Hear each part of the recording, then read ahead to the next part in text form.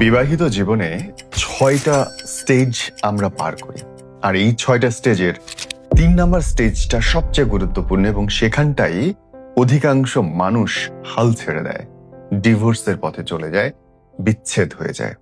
অথচ এই ৩ নম্বর স্টেজটা যদি আমরা সঠিকভাবে পার হতে পারি সচেতনতার সহিত, তাহলে নিজেদের জীবনটা খুব সুন্দর করে নেওয়া যায়। আজকে এই ভিডিওতে আমি বিয়ের ৬টা স্টেজের কথা আপনাদের বলবো, যে ৬টা স্টেজ আমরা প্রত্যেকটা মানুষ পার হই। নাম্বার 1, স্বপ্ন। যখন আপনার সেটেল ম্যারেজ হয় বা লাভ ম্যারেজ হয়, প্রথম কিছুদিন, কিছু মাস আপনার মনে হতে থাকে আপনি আপনার স্বপ্নের কাঙ্ক্ষিত নারীকে পেয়েছেন বা কাঙ্ক্ষিত পুরুষকে পেয়েছেন। এর চেয়ে সুন্দর জীবন হতেই পারে না। সেই সময়টা পেটের মধ্যে কেমন একটা প্রজাপতি উঠতে থাকে, মেঘগুলোকে ভালো লাগে, বৃষ্টি ভালো লাগে, সন্ধ্যায় অপেক্ষা করতে ভালো লাগে। এই স্টেজটা নাম্বার 1 এবং এটাকে আমরা বলি স্বপ্ন।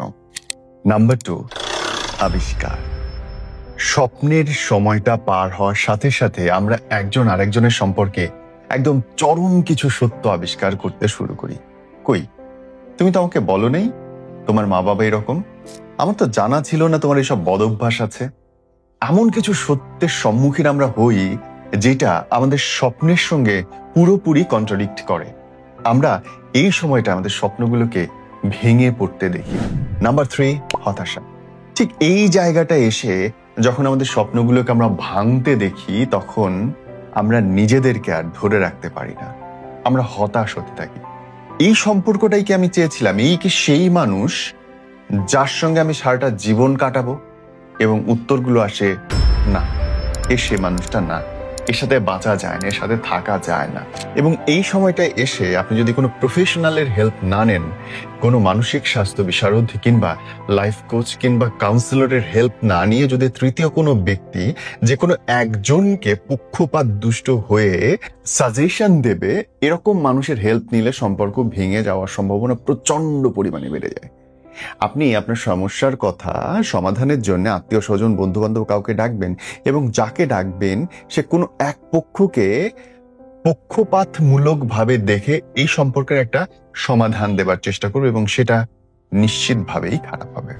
এবং এই জায়গাটা থেকে আপনারা অ্যাজ এ কাপল যদি ফাইট করে বের হয়ে আসতে পারেন, তাহলে জীবনের একটা বড় অংশ আপনি পার করে আসতে পারলেন বলে মনে করা হয়। আর 3 নাম্বারটা পার করে আপনি ঢুকলেন নাম্বার 4, মেনে নেওয়া। এটা খুবই গুরুত্বপূর্ণ একটা পর্ব।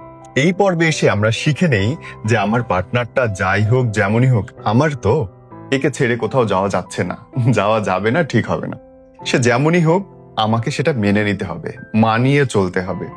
এই পর্বে রিলেশনটা অনেক বেশি পারফেক্ট হতে শুরু করে। তারপর নাম্বার 5, গভীর ভালোবাসার পর্ব।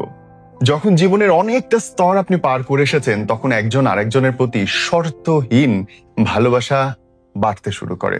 এ পর্বে এসে কোনো শর্ত থাকে না, তুমি যেমন আছো তেমনই থাকো, আমার থাকো, আমি তোমাকে অকৃত্রিম ভালোবাসি। কারণ ততদিনে প্রমাণ হয়ে যায় সারা দুনিয়াতে শুধু একটা মানুষ আপনার সঙ্গে থাকে, এবং এই ভালোবাসা কোনো কিছু দিয়েই আসলে ব্যাখ্যা করা সম্ভব। এবং তারপরে নাম্বার 6, অর্জনের পর্ব। আর এ পর্বে এসে আপনি অনেক কিছু অর্জন করতে শুরু করবেন। প্রত্যেকটা মানুষ তখন নিজের একটা আইডেন্টিটি করে ফেলে, নিজের একটা অবস্থান তৈরি করে, সম্পর্কের একটা অবস্থান হয়, দুজন মিলে অনেক কিছু সামাজিকভাবে, অর্থনৈতিকভাবে আপনারা অর্জন করে থাকেন।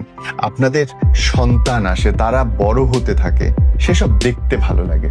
সম্পর্কের কোন জায়গায় আপনি এখন দাঁড়িয়ে আছেন সেটা লিখুন।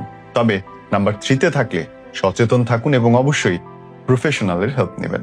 আল্লাহ আপনাদের একসাথে আমৃত থাকার সুযোগ দান করুন। আমিন।